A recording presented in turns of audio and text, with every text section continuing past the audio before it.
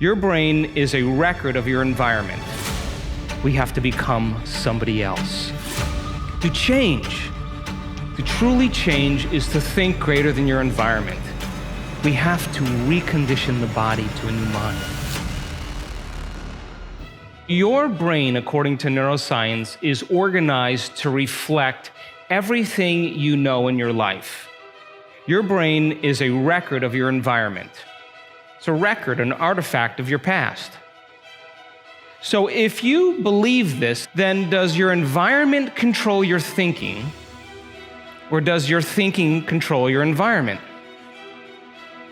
So if you wake up in the morning and you get out of bed on the same exact side as you did the day before, you shut the alarm clock off with the same finger, you slip into your favorite slippers, you shuffle into the bathroom and you use the toilet like you always do, then you walk over to the mirror and you look at yourself, then you get into the shower and you wash yourself in the same routine way, then you groom yourself to look like everybody expects you to look, then you go downstairs and you drink coffee out of your favorite mug, then you drive to work the same way as you did the day before, you see the same people, you do the exact thing that you know how to do and you memorize and can do so well that you're an expert at.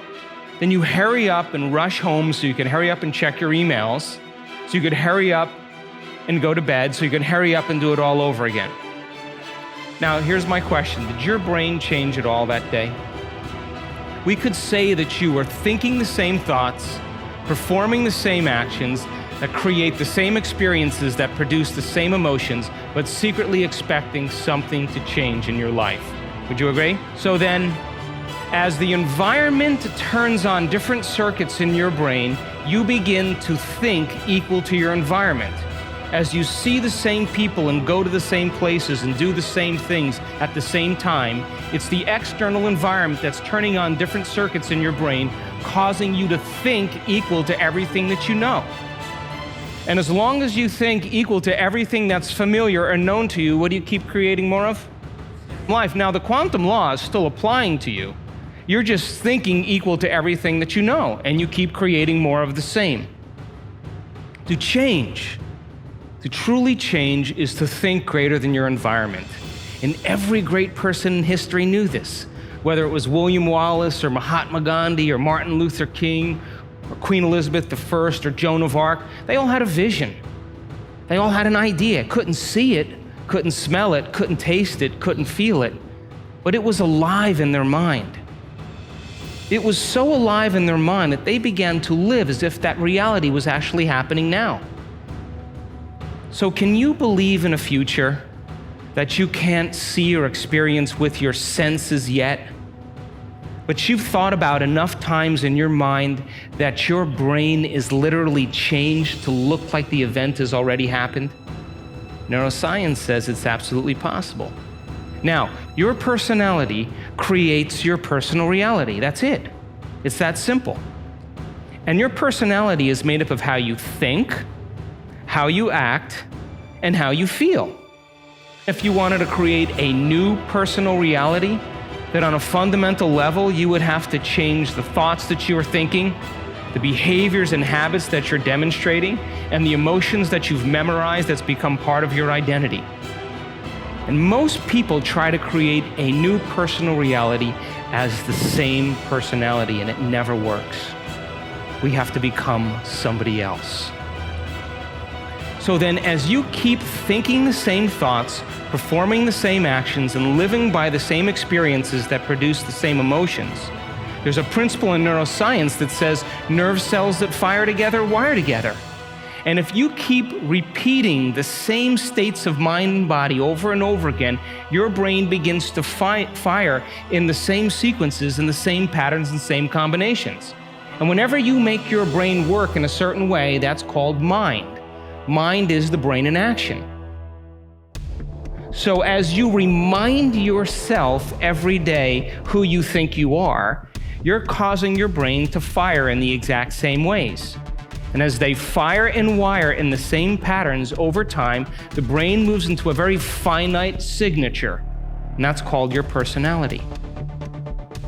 Now, that box in your brain isn't literally a box, but it's the most commonly wired, neurologically fired programs that run redundantly because we keep doing the same things over and over again. To change your mind, then, is to make the brain work in new sequences and new patterns and new combinations, to begin to make the brain work differently. And the one ingredient that allows us to do that is knowledge or information. Because every time you learn something new, you make a new connection in your brain. That's what learning is. Learning is forging new connections. Remembering is maintaining or sustaining those connections. So now, every time you have a thought, you make a chemical. And if you have a great thought, or an unlimited thought, or a joyful thought, you turn on a set of circuits in your brain that fires in a very specific sequence, pattern, and combination that produces a level of mind that turns on another part of the brain that makes a chemical for you to begin to feel exactly the way you were just thinking, great or unlimited or joyful.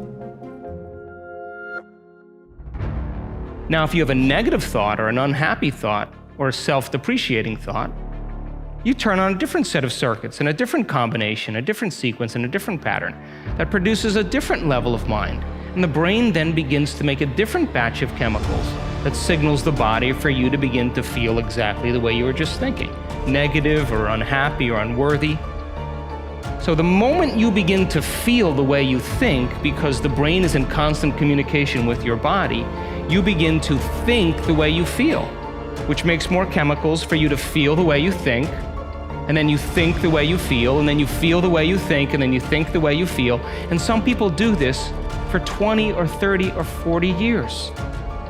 The redundancy of that cycle over time creates what I call a state of being. And a state of being is when your mind and body are working together, or your thoughts and feelings are aligned to a concept. So thoughts are the language of the brain, and feelings are the language of the body. And as people get caught in this cycle of thinking and feeling and thinking, over time, they condition their body to memorize that emotion as well as the conscious mind. And whenever the body knows as well as the mind, that's called a habit. A habit is when your body is the mind. Now, 95% of who you are by the time you're 35 years old is a set of memorized behaviors, set of emotional reactions, beliefs, perceptions, attitudes that run just like a computer program. So 5% of your conscious mind begins to work against 95% of what you've memorized. So the person wants to think positively, but they're feeling negatively. They want to create their dream board and put up their future life, but they feel unworthy. That's mind and body in opposition. We have to recondition the body to a new mind.